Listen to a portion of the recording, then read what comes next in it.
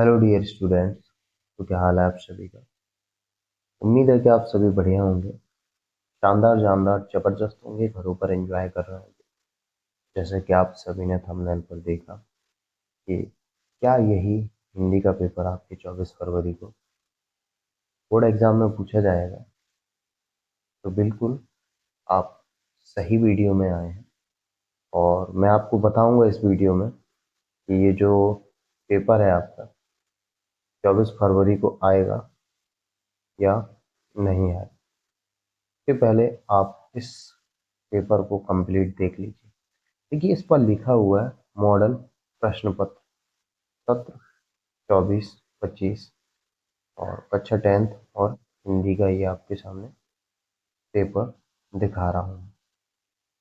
जैसा कि आप सभी को पता होना चाहिए कि हमारे जो बोर्ड एग्जाम होते हैं यूपी बोर्ड के, उसमें 3 घंटा 15 मिनट का समय दिया जाता है और निर्देश जरूर आप लोग पढ़ें। इसमें लिखा है प्रारंभ के 15 मिनट परीक्षार्थियों को प्रश्न पत्र पढ़ने के लिए निर्धारित और प्रश्न पत्र आपका दो खंड में बटा हुआ है, खंड आ तथा खंड बा में विभाजित है।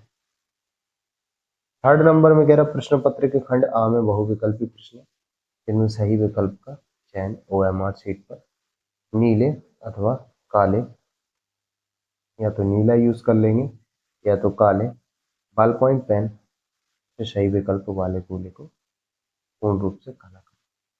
इसके बाद कह रहा खंड बा जो आपका दिया हुआ है, बहुविकल्पी प्रश्न हेतु प्रत्येक प्रश्न के लिए एक अंक निर्धारित किया गया है। ओएमआर शीट पर उत्तर अंकित किए जाने के पश्चात उसे काटे नहीं तथा इरेजर एवं व्हाइटनर आदि का प्रयोग बिल्कुल नहीं। प्रत्येक प्रश्न के सम्मुख उनके निर्धारित अंक दिए गए हैं। तो कुछ ये आपके लिए महत्वपूर्ण इंफॉर्मेशन थी जो मैंने आपको पढ़ के बताई। इसके आगे चलते हैं। तो खंड आ में कुछ इस तरीके से आपको 20 एमसीक्यू मिल जाएंगे, जिनको आप सभी को ओएमआर शीट पे फिल करना है।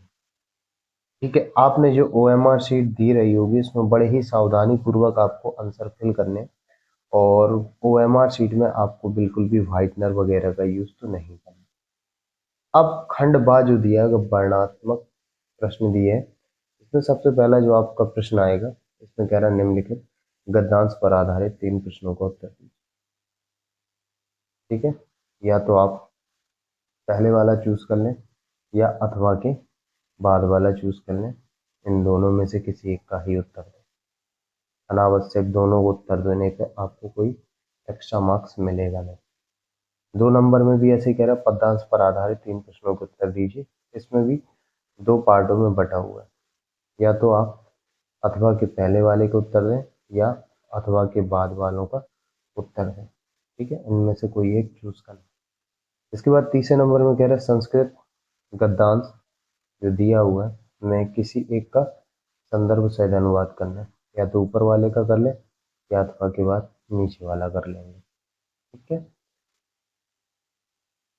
इसके बाद जो दे रहा है चौथा नंबर, सेम इसमें भी यही है।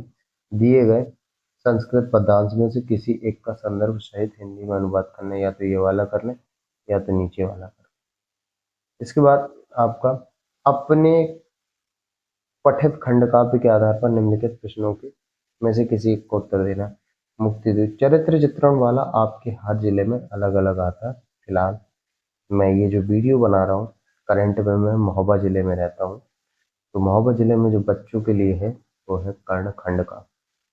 ठीक है, इसके बाद ये एक कोई चुनना है। ठीक है, इनमें लिखा रहता है, अगर आप ध्यान से देखेंगे तो अपने पठित खंड काव्य के आधार पर निम्नलिखित प्रश्नों में से किसी एक का उत्तर का चयन करना है। ठीक है, तो आप ध्यान से देखेंगे तो जैसे महोबा जिले का कर्ण खंड काव्य, तो या तो इसका उत्तर दे देना या तो इसका उत्तर, क्योंकि 3 मार्क्स दिया जाएगा। ठीक है, दोनों मत कर देना, एक किसी एक का उत्तर देना।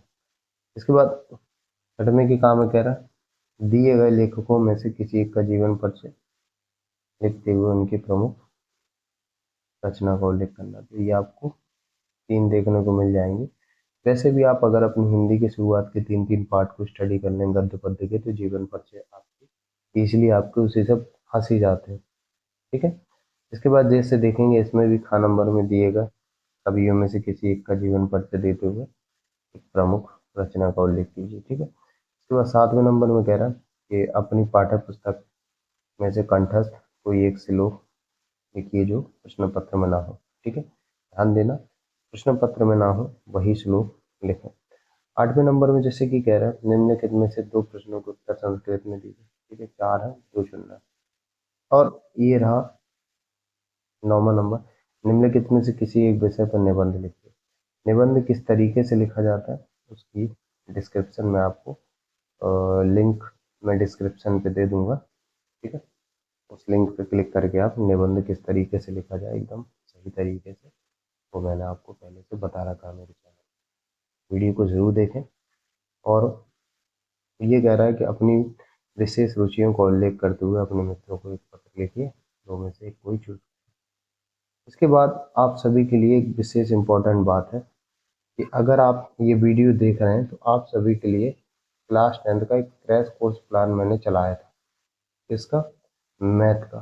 ठीक है, और इस क्रैश कोर्स प्लान की खास बात यह है आपको 14 दिन में 14 ही दिन में मैथ पूरी मैंने करा दी थी। ठीक है, जिसकी लिंक डिस्क्रिप्शन पे आपको मिल जाएगी। तो क्रैश कोर्स के माध्यम से यदि अब तक आप मैथ नहीं पढ़े हैं और मैथ अगर आप अच्छे से स्कोर करना चाहते हैं तो इस 14 दिन की वीडियोस को जाके जरूर देखें। ठीक है, मिलते हैं आपको नेक्स्ट वीडियो में नेक्स्ट अपडेट के साथ। तब तक के लिए सही बच्चों को बाय बाय, टेक केयर बच्चों एंड गुड लक।